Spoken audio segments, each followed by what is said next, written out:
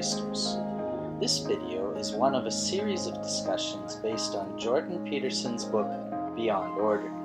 Today we identify the main themes of Chapter 2 and make an effort to reduce, analyze, and apply his second chapter. Why is the snitch on Harry Potter so important symbolically? Why not listen and find out?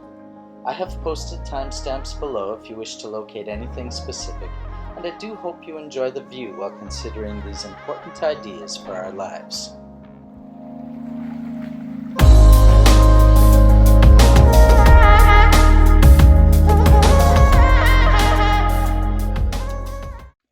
Okay, so hi. Hi. Morning. Morning. How are you today? As good as I usually am. So today we're going to do this chapter 2, right? Yeah, Rule 2. Yeah, Rule 2. And the name of this chapter 2 is Imagine Who You Could Be, and then aim single-mindedly at that. Yeah. Yeah, it's kind of seems a very efficient way he's going to teach you. But actually, when you read the whole chapter, seems not only efficiency he is talking about. So, also, do you mind give us a summary of this chapter? Kind of, it's more and more interesting than before, I think. You mean now that we're in the second chapter, you're more interested than after reading the first one? Yeah, it seems like go more and more deep and forward. Like it makes me feel, oh, what's the next? You know. So and he really built up his this paradigm or value system. Solid, you know, like constructed very well, like a step by step. Yeah. Never waste a word to me think. Yeah, so I just start to taste it. Yeah. But still, you know, it's a difficult reading for me. Yeah. So if you don't mind, well, you can give us a summary. I can say what I think. But just to follow up on what you said, I agree. By the time we got midway through this second chapter, I thought, oh my goodness, we are in the middle of a masterpiece. This is just, I remember you said, right? This is just so well put together, so careful, so thoughtful, so just like you said, not a word is wasted. And because so much is being said, every word is important, practically. And so basically, I think he used a lot of examples. Especially, he seems so fond of Harry Potter's story, and use metaphor or try to explain his theory. So, So I'll try to summarize this chapter. I think, first of all, the title is interesting. You have to kind of look at the title carefully. Because the very first word is imagine. He's using the chaos world, the creativity world, as a base for this new world, this new rule. Imagine who you could be. And also, he's not saying imagine what you can do. He's saying imagine who you can be. He's focusing on identity. He's not focusing on accomplishments. And then aim single-mindedly at that. So he's saying focus on the identity piece, not focus on the accomplishment piece. At least not primarily. So anyway, he pursues the question of identity, and identity is what? Identity as a human.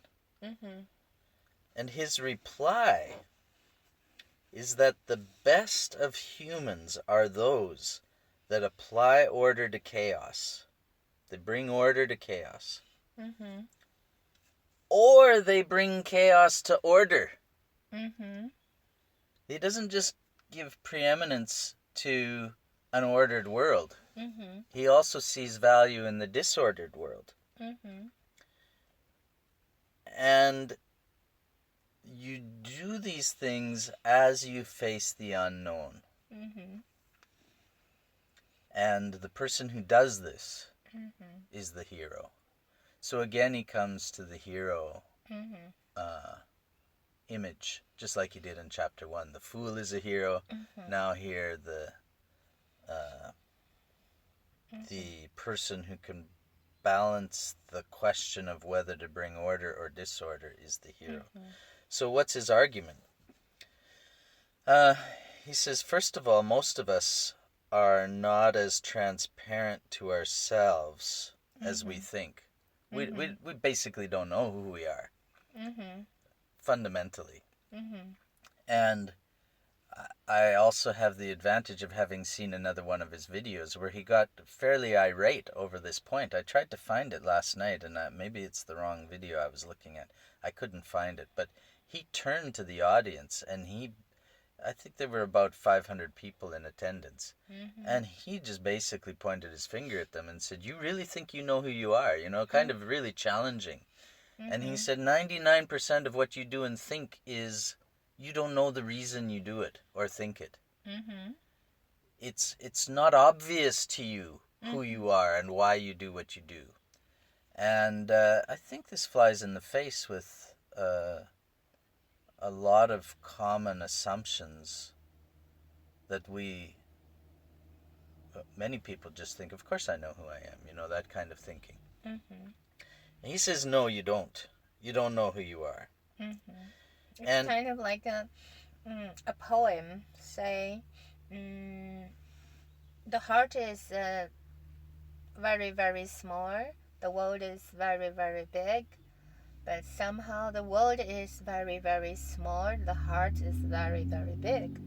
That means if you go to explore the world, you're gonna lost. But actually, if you're gonna explore your own heart, you're gonna lost too. yeah, So that's two way. yeah, Yeah. yeah, something like that. So I admire Peterson is also like he don't afraid the big heart and don't afraid of being the mass or don't afraid of being got lost Yeah, when he pursuing a parts inside of his mass heart. yeah, So he still keep on doing, you know. Yeah, yeah, I admire him. yeah, me too. So then, if you don't know who you are, where are you going to look to get some concept of who you are? Most people they can get a pull on the world and then pee around like have their territory. Say that's me. You mean make their mark on the world, Yeah. and where they make their mark, that's Yeah. where their identity I is. think so. Like a lot of people, they try to find themselves outside of themselves, and they establish that. Find themselves outside of themselves. Yeah. Then they think, yep, that's me because I have the mark, Yeah. I have the territory, and that's define me. So these people, they will go collapse when their territory suddenly be taken away. Yeah. For example, a man, got retired. Yeah. Or a woman, his kids go to university. Kind of Yeah. this thing. Life in a world of things. And then when the things are gone, Yeah. the self is gone. Right. Yeah. Yeah. Or life in a world of objects. Right. Yeah, so he has an answer about where we can derive our human identity. Yeah. And he says, basically we can get it from the stories of civilization, the stories of the past, the stories of humanity. And why does he say that? Well, he gives a fairly detailed argument, but to make it very short, just use one of his examples. He says, imagine that you know nothing about what a mother is, and you watch children playing, acting as if they are mothers, and you watch that playing and acting in all different cultures, you get what's common among all of them, and you will know what a mother is. And he said, stories are like that. They take what over long distances of time, across cultures, are essential to self-understanding. And it condenses it into sometimes very clear concepts that are universal. They actually spread across time and place. They're like science in that way. And so he says, we've been given stories that distill the meaning of being human. The stories allow us to take that unconscious awareness and bring it to a conscious level. So that 99% of us that we don't know, that iceberg that's mostly underneath the water, stories bring it to the surface. So the first thing he's doing in this chapter is he's basically arguing or defending the value of stories for self-understanding.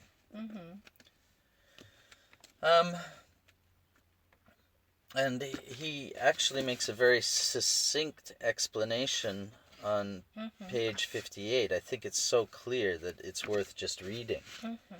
He says, question, who are you? Or at least, who could you be? So he's also defining the self as something that is not static. It's something that's in a process. He says, answer, who are you or who could you be? You are part of an eternal force that constantly confronts the terrible unknown, voluntarily. Part of the eternal force that transcends naivety and becomes dangerous enough in a controlled manner to understand evil and beard it in its lair. And part of the eternal force that faces chaos and turns it into productive order, or takes that order and has become too restrictive, reduces it to chaos, and renders it productive once again. That, in a nutshell, is his argument. And then he just gives 1, 2, 3 different stories to demonstrate his point. So the first story is based on the image at the beginning of his chapter, and it's called the materia prima. Materia prima is the primary material of being human. It's a concept that comes from the, what do they call those people? Before the chemists, there were the alchemists. The alchemists had this concept of what a human is. And in this image, which probably I'll put in the video, you will see that there is a kind of two-headed being on top of a ball that has wings. And he takes some time. That image is a story. A story of what it means to be human. And there's basically 3 parts that he focuses on. What he spends most of the time talking about is the ball at the bottom with the wings.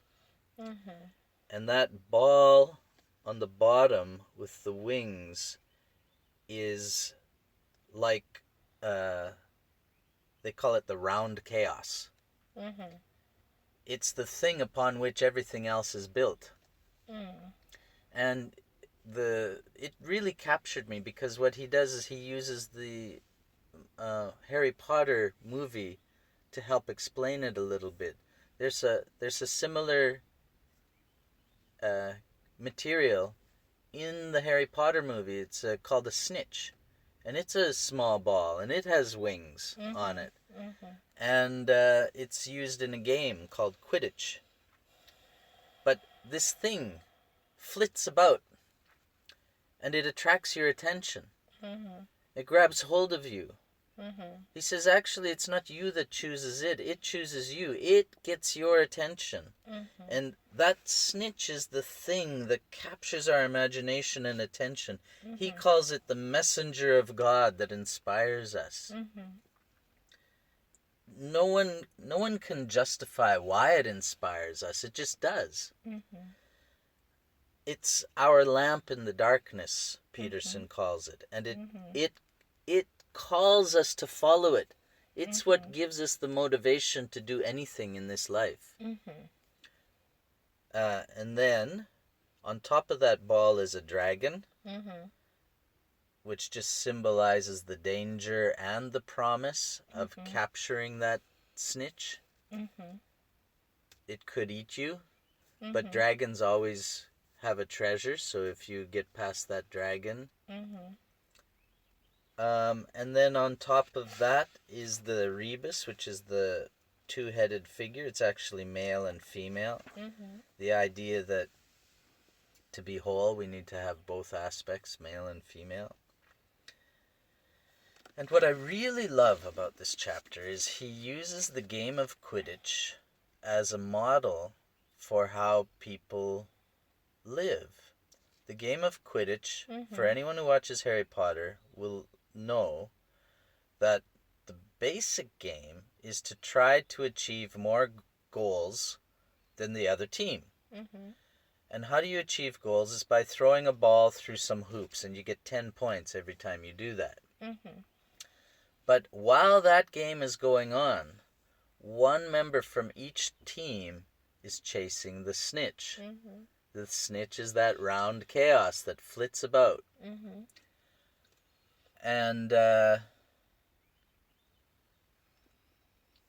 chase that snitch, you play kind of independent of the other players following their... Like, you play in the game, you follow the rules, but actually you're playing another game. And if you can catch that snitch, you get 150 points, which is way more than if you scored a goal in the usual way. In fact, you might win the game simply by catching the snitch. So it shows a kind of dual purpose in the game. Most people, they're just trying to get their 10 points. But some people are chasing the snitch. And when they chase the snitch, it's riskier because there's a bulger, these big balls that come flying at you trying to knock you off your broom when you're doing it. That's the dragon. And when you chase the snitch, you also go outside of the playing area. Like, you go outside of the area where the rules are. You're not actually bounded by the rules. Yeah.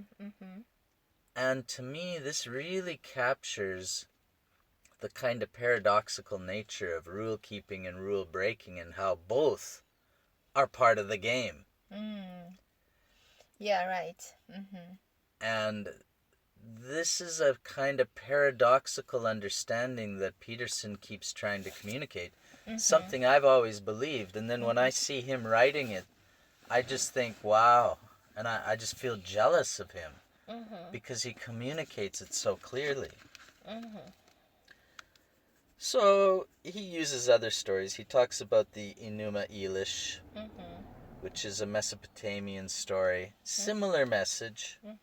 He talks about confronting predators. Chaos is kind of the predator. And the predator, if we're like prey, we will just freeze when the predator comes to us. We won't act. But if we learn to act, we can unfreeze ourselves. Like, if we somehow... He talks about people who have fears, like, say, phobias, like fear of flying. The cure for fear of flying is to fly. Face... how to kill your fear is facing the fear. That's right. How to cure your fear is face your fear. And chaos is the predator in the context of this chapter. And we can either fear it and be frozen and then be eaten by that predator chaos, or we face it. We face the chaos. Mm-hmm. And he says chaos is actually where the treasure is found. It's that predator, that dragon, is hoarding the treasure. And so then there's a phrase here that he takes from the British military. He who dares wins. Yeah. As long as he doesn't die. Mm-hmm. You know, it's not a risk-free venture. If you want the risk-free venture, then you live the life of the rabbit, and then chaos can eat you. Mm-hmm. Okay. Mm-hmm. So that's basically what the chapter is about. Mm-hmm. Yeah. Yes, that's all. And then I have my own responses. Okay.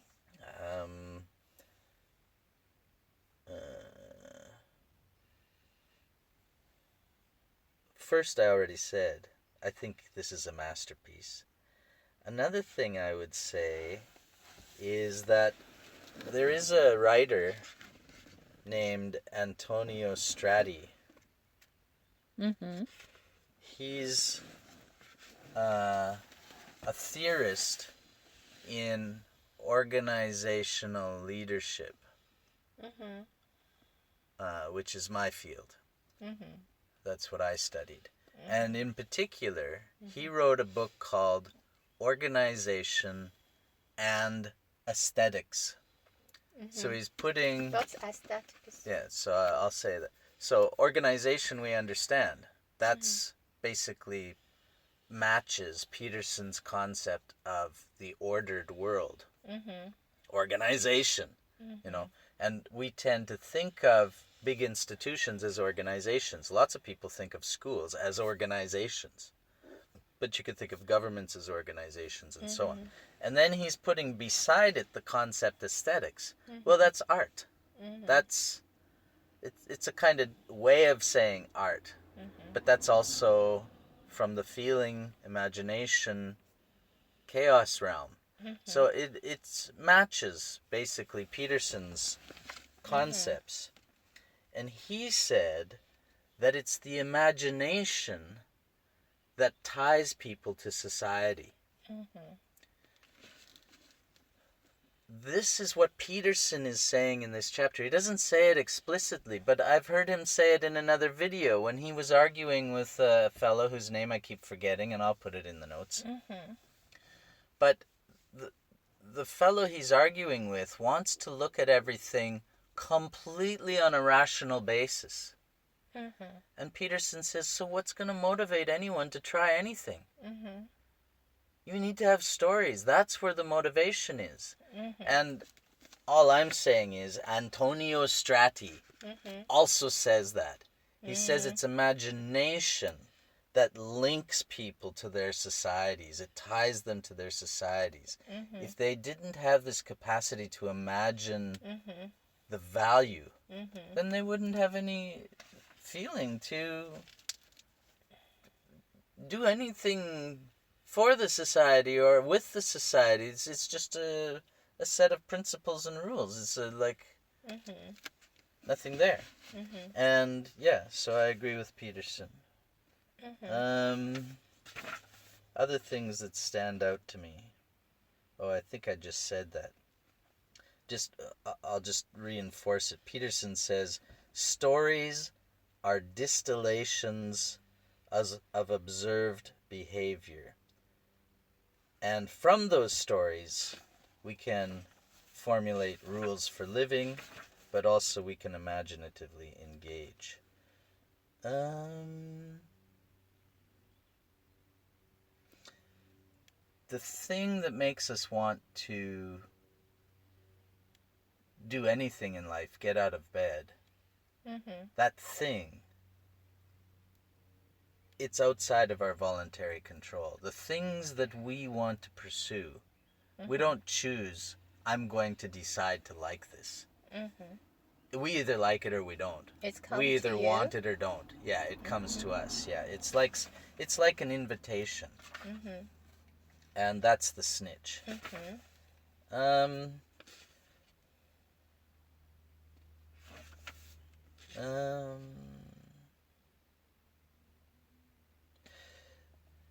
In the game of Quidditch, the person who is the seeker, just as in real life, according to Peterson, is the person who takes that attractiveness, that thing that flits about and teases you and entices you. The seeker takes that to be of ultimate importance. Mm-hmm.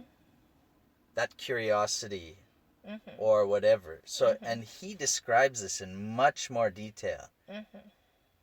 But I think I've already said it. You do not choose, it chooses you. It's also very dangerous, by the way, to pursue that snitch. There's a lot of risk involved.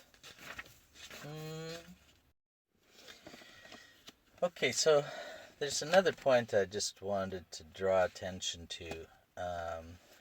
And it's also one of those kind of paradoxical things in life, where two things are true at the same time.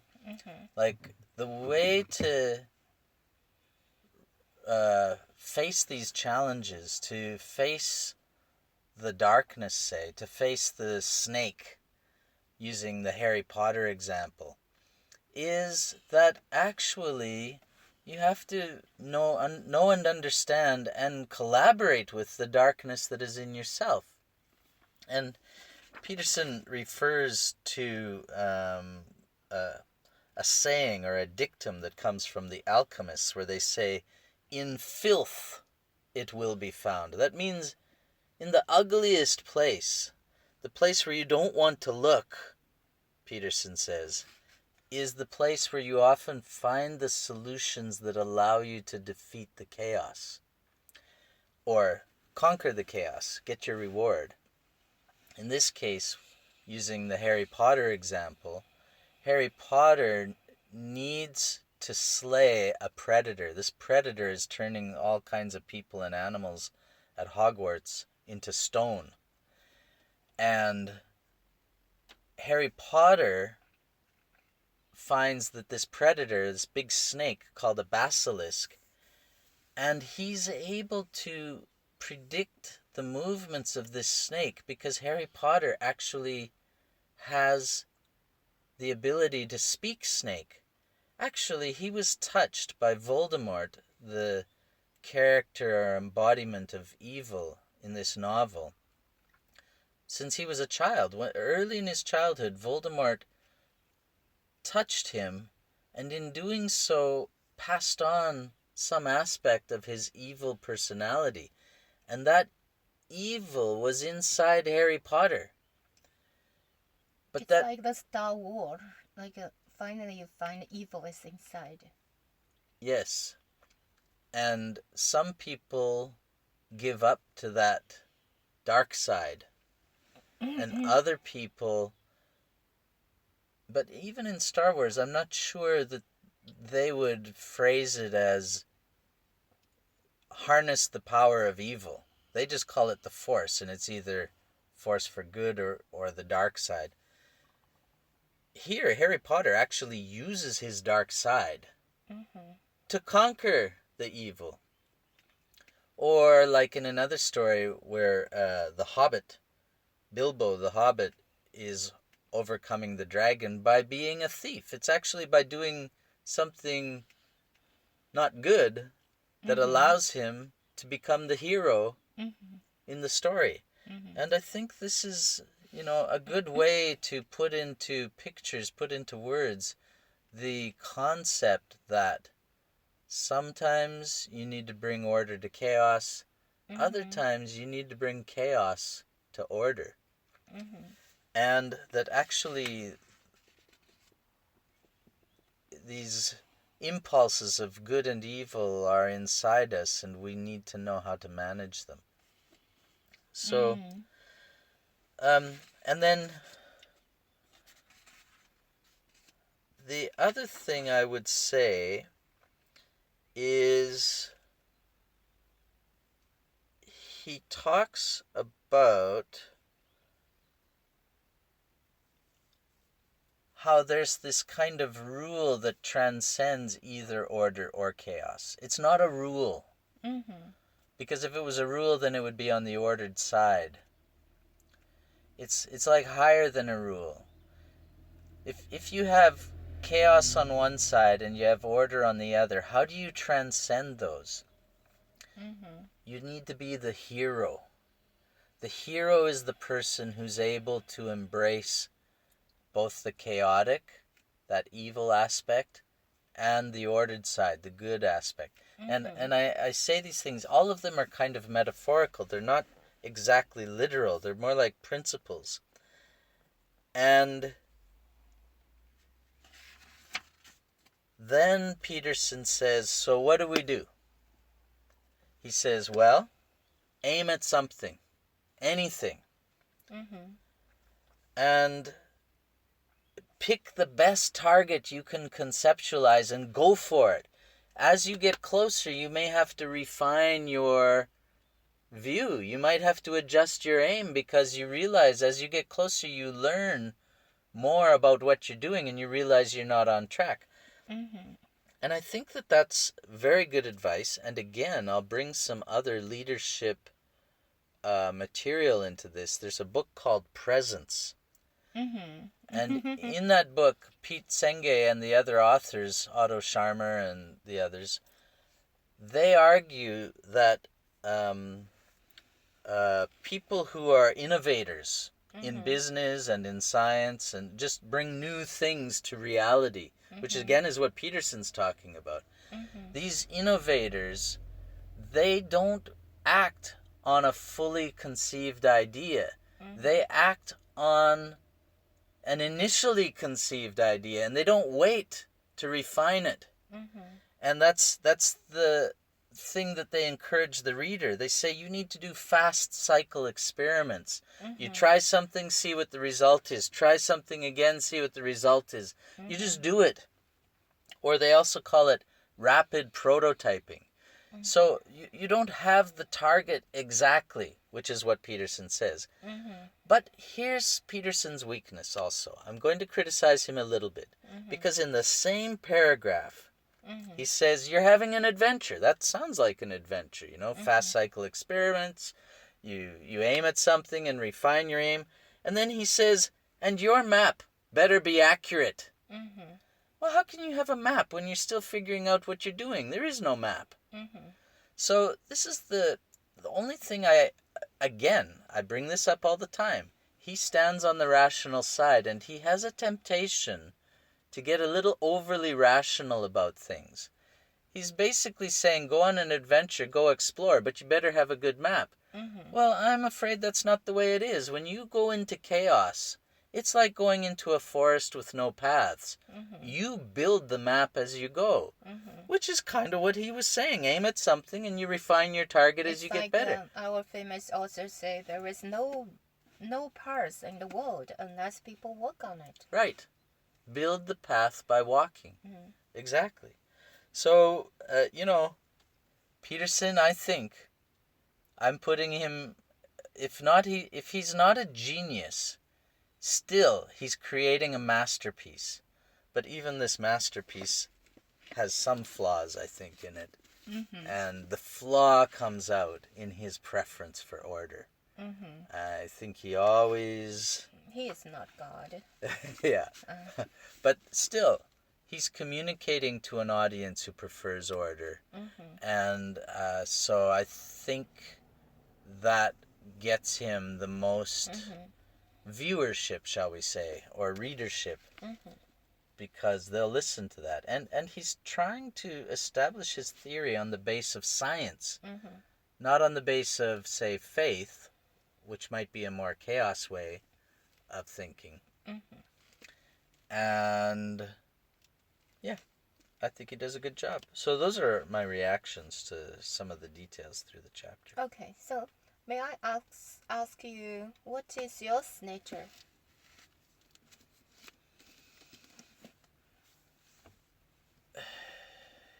Or do you have a snitcher to catch? Well, the thing is, this is also the question I was asking myself when I was reading this. And I think I'm kind of at a new place. Mm-hmm. I think my snitch, I think I've caught it several times in my life. Mm-hmm. And I feel that recently I caught my snitch again. Mm-hmm. And now I'm in a new place. Mm-hmm. I guess right now. Mm-hmm. So, if you use this theory to apply on yourself, so what is your Voldemort scar? I remember Harry Potter had a scar from Voldemort, like you said, because he has a Voldemort inside, so then he know how to. So what's the Voldemort in you? And what kind of snitch you gonna catch? Okay, well, I think I can answer the snitch one first. Okay, sure. Because that one I've actually been thinking about a little bit. Mm-hmm.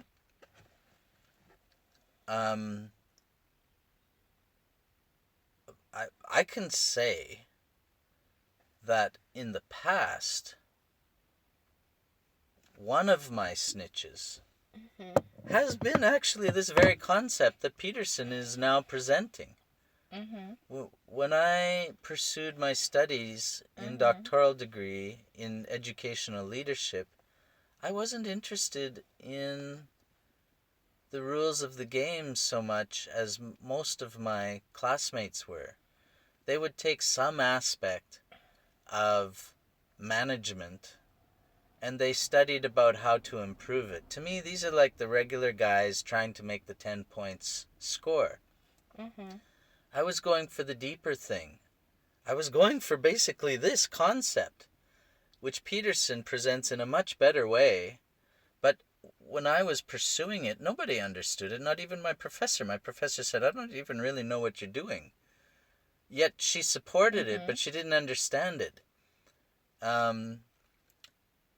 Eventually, I had another professor from outside the university who sponsored, basically she helped me with my studies on a few very critical occasions and directed me towards certain readings and so on. And she was also part of the committee that passed my degree. So that was one of my snitches. So this is why, I had difficulty explaining to people that I was taking a degree in educational leadership, but I didn't actually really care if I was a principal or not, because I wasn't so interested in scoring those 10-point hoops. I was interested in something deeper.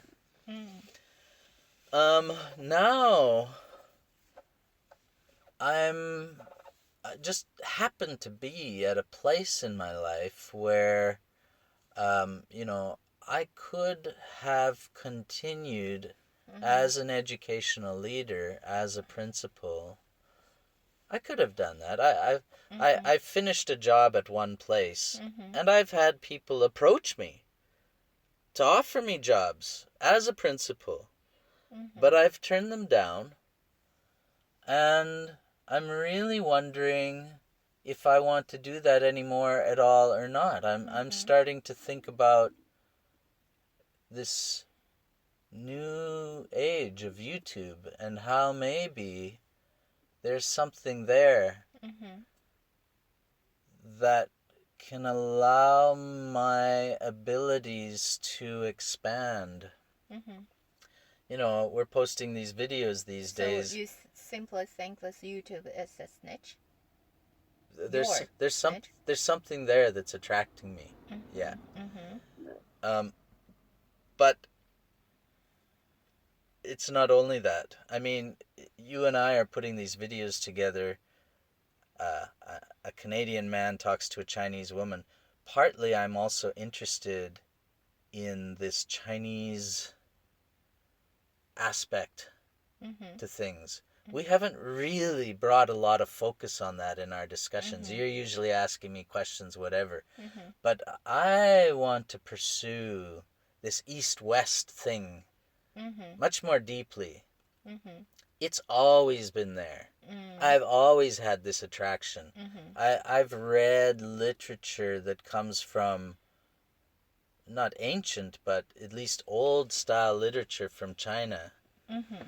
The Story of the Stone. It's a 5-volume English translation. It's like 1,500 pages of writing.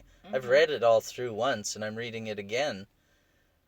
That's been in my life for years now.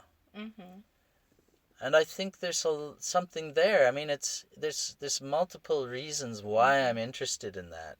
But part of it is, I think our world needs to close the gap between East and West. I don't think about this country, that country. I think about world. How are we going to be together as a world community? I mean, I take that seriously. I'm very interested and enticed by this. It sucks me forward. Just without even paying attention, I'll watch things about these issues. Okay, we can go for that later. Yeah. So these are my snitch. Okay. So during this, do you see what's the Voldemort for you? Yeah, so that's a more... I may be willing to look at that.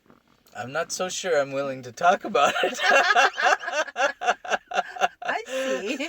Gonna keep it as a secret. Even if I say what my Voldemort is, I don't think I'll say it directly. Do you think it would be the cultural impact, on you? Like it's already written on you, this kind of thing?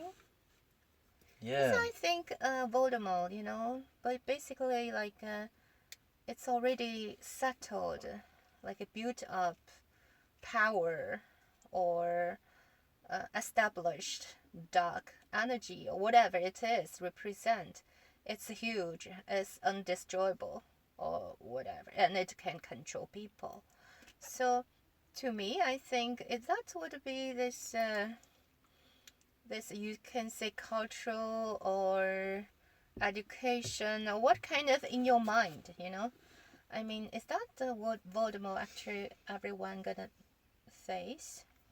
Possibly. I'll say this. I'll tell you what has been my Voldemort scar in a couple of areas of my life.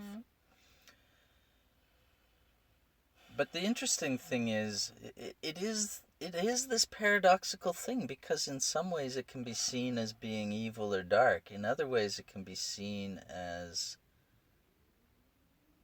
even blessed or beautiful, you could even say. Like just the order, like the old order. Yeah. Like what already established. Yeah. So anyway, I'll just confession time here. One thing for me that has been like a dark scar has been my attraction to girls. Oh, I see. Okay. And it's, if I went into detail, like if a person knew the story of my life, in my memory, all the way going back to childhood, if I wrote chapters about it, every chapter would be named with the girl that I knew, even back to grade 2.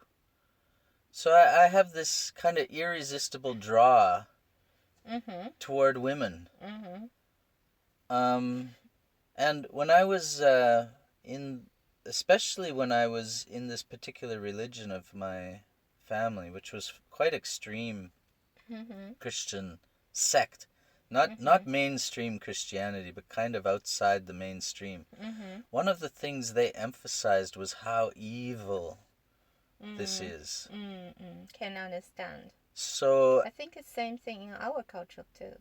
So at a certain age, maybe it was about 12 years old, 11, 12 years old, I ingested that. I swallowed it.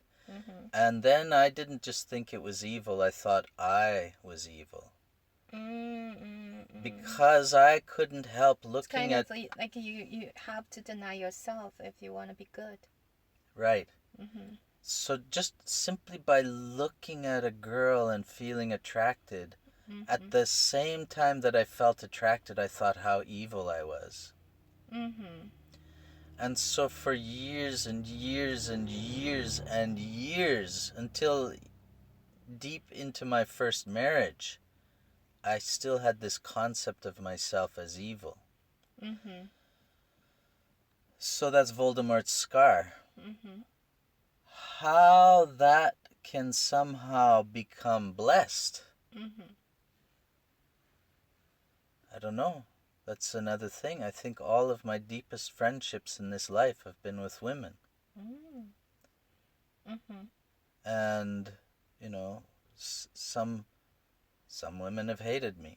Others felt that I was very close to them. Some just would say to me, you're able to talk to women. That's something about you that's a real... Able to talk to women. Yeah. Maybe so many men are not qualified to talk to women. Well, that's what this woman, she said. She said, you know what I like about you? She said, you can talk to women. Really? Yeah, this was a lady. This is when I was working in a care home for older people. And so this was really kind of blue collar work. Like she was just a worker, and she would always be a worker, and she was just giving me blunt talk, you know. This wasn't an academic person saying so. It was just an everyday person saying, you can talk to women. And she said, all these people, our colleagues, they like you. And she's naming these women. So I guess there's something there. I don't know if that has ever helped me grab hold of the Snitch or defeat the dragon. I don't know. Maybe it's still yet to happen. But definitely that, in my life experience, has been the mark of Satan on me. I see. You know. Okay. Another thing that could be the mark of Satan on me is I've never really otherwise felt compelled to be social at all. From the time I was a child, even my mother tried to lock me out of the house just so I'd go play. I just felt no desire to go play. I see. I'd rather build models or read books or whatever. And in my culture, Canadian culture, social being is almost taken as a god. It's like you're not really human unless you're in a group. And you need to think as the group thinks. I see. And it's like teamwork all over. Yeah, everything about even teamwork. Math is needed teamwork. Yeah. So I really like the book called How to Be Quiet. Not How to Be Quiet. Something good about being quiet in a world that can't stop talking. And I'll put that in the notes below as well. But anyway, the author basically says this whole idea of teamwork and so on derived its roots from the Harvard Business School. The concept that more brains are better than one. The thing is, genius typically doesn't derive from groupthink. Yeah, I agree. You need to be alone with your thoughts. You need a solid time. Yeah. Is it solid? Solitary. Solitary. Yeah. Typically, the geniuses need to have their solitude and lots of it. It can be annoying. Like there's a Walden Lake. Walden Lake. Walden Pond? Yeah, Rousseau. Rousseau? Yeah. Rousseau? Walden Lake? Oh, maybe. I thought it was a different guy. You need to have that time to have that kind of thinking. Yeah. I think so.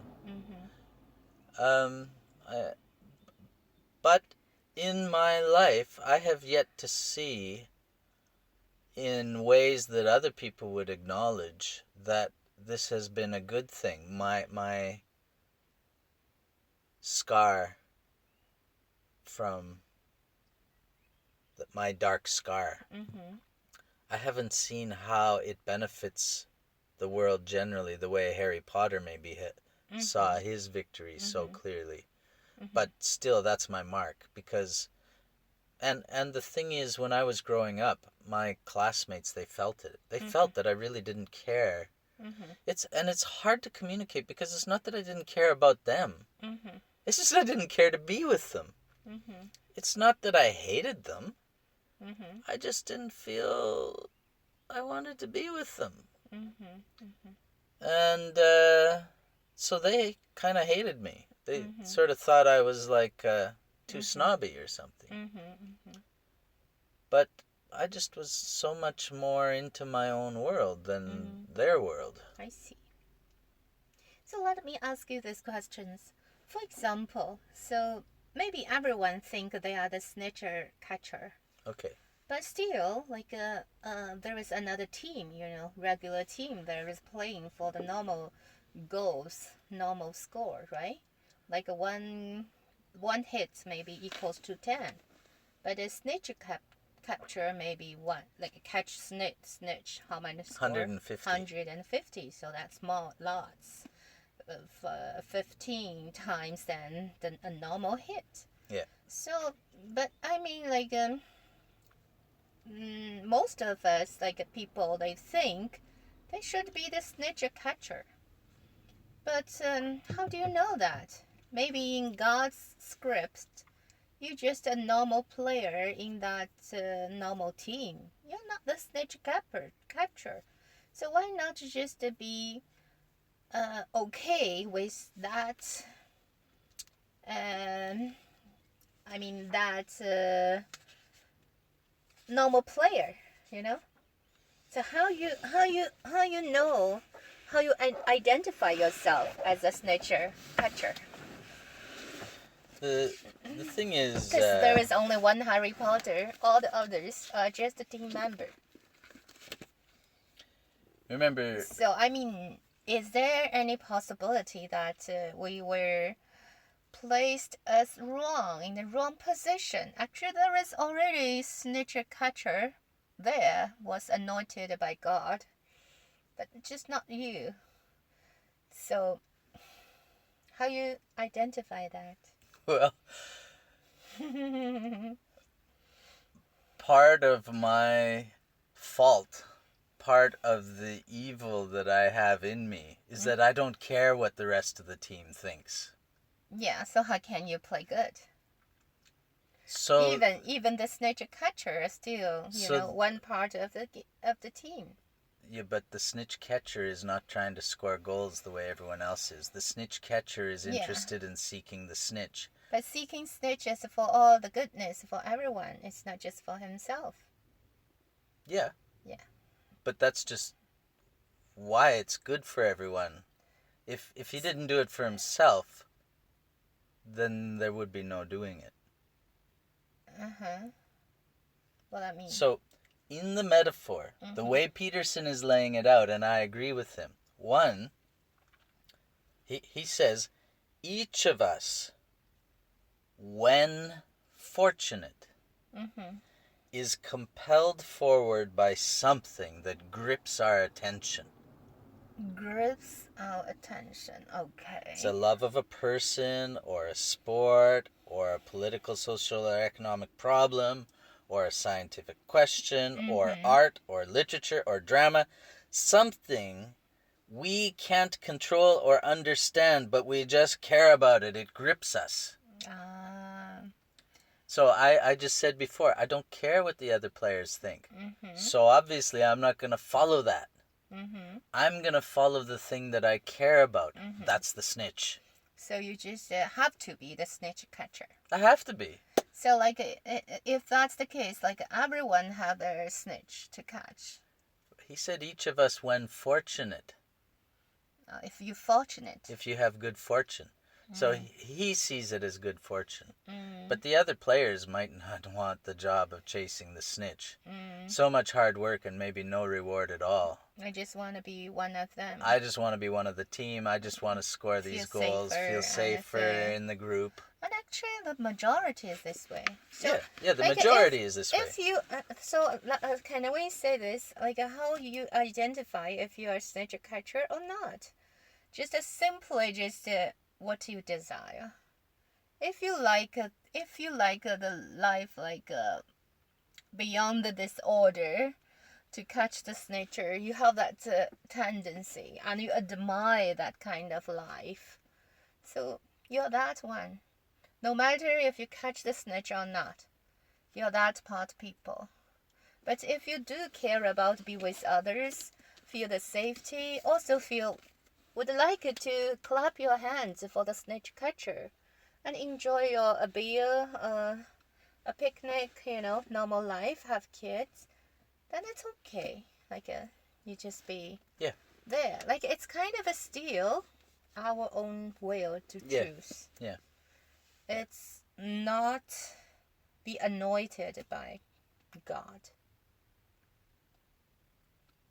It's in our will to choose, did you say? Yeah, it's still in our power to choose. It's not be anointed by someone. I think... it's also said when the snitch come to you, you can't avoid it. It's not you choose the snitch, it's the snitch come to you. Right. So, but to me, I feel it's more like we grab something, we try to reach something. It's like in our hand. It's not in the fate. I guess I assume that for the people who are not chasing the snitch, they're attracted to the other thing. Mm-hmm. You can say... I think this is kind of like the paradox of, is God in control of everything, or is the human will? I think it's a paradoxical thing. Because what Peterson says is, you do not choose what interests you. It chooses you. And in that case, you have no choice. You either are with the team doing the regular rules, or you're following the snitch. And you're just caught. It's fate. But from the experience, it might feel like you're choosing it yourself. But actually, whatever captivates you, you don't lay down a map and say, I'm going to figure out what I want. I'm going to want this. No, it doesn't work that way. You just already want it or not. And you don't know why. I see. So, but here's another thing that goes through my mind when thinking about this snitch.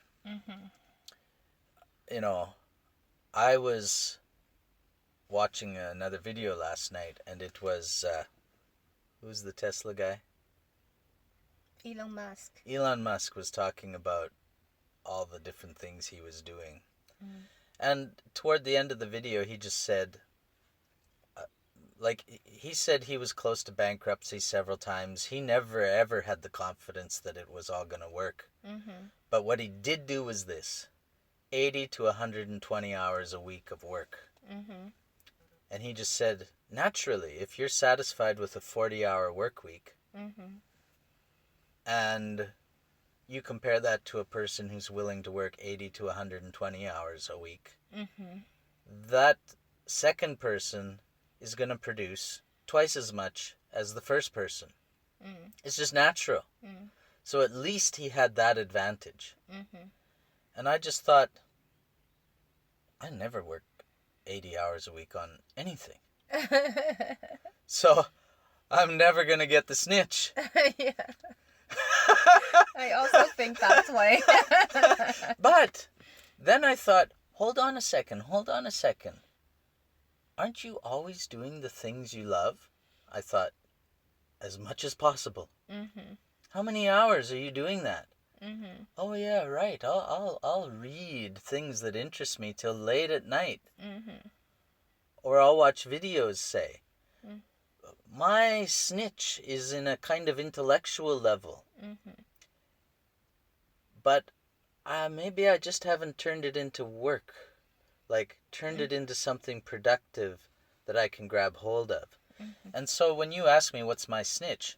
But it's still input. It's not output. Yeah, yet. it's input, it's not output. It's not productivity. But the thing is, for a person who, like the poet Rainer Maria Rilke, he said, build a world within yourself. Mm-hmm. That's the requirement to create poetry. Mm-hmm. You have to be a world within yourself. Mm-hmm. And I have spent a lifetime of doing that. Mm-hmm. Definitely. But Mm-hmm. it hasn't yet become poetry. And you say, what is my snitch? I think this is the thing. I think I've been drawn to that building a world within myself to this point.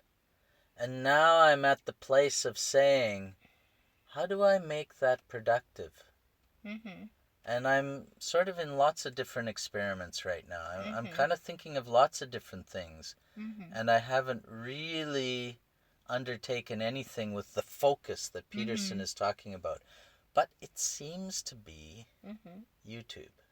Mm-hmm. But as Peterson says, when you get closer, you may redefine yourself, refocus your direction. Mm-hmm. But as Pete Senge says, just do fast cycle experiments. Just try things. Mm-hmm. Refine it. Try it. Refine it. Mm-hmm. And so I think I'm in that place. I see. Yeah. Yeah. Okay. How about you? What did you think about this? I didn't get your reaction. I don't want to talk. To me. Oh, you don't want to talk. I see. So that's why these videos are always me talking. Maybe these should put the title, A Canadian Man Talks to a Chinese Woman. Okay. So let's just stop here today. Okay. All right. That's it for today. Come back and check out some of our other videos. Please put your comments below, hit like and subscribe with notifications if you wish to join in conversations with us on other topics.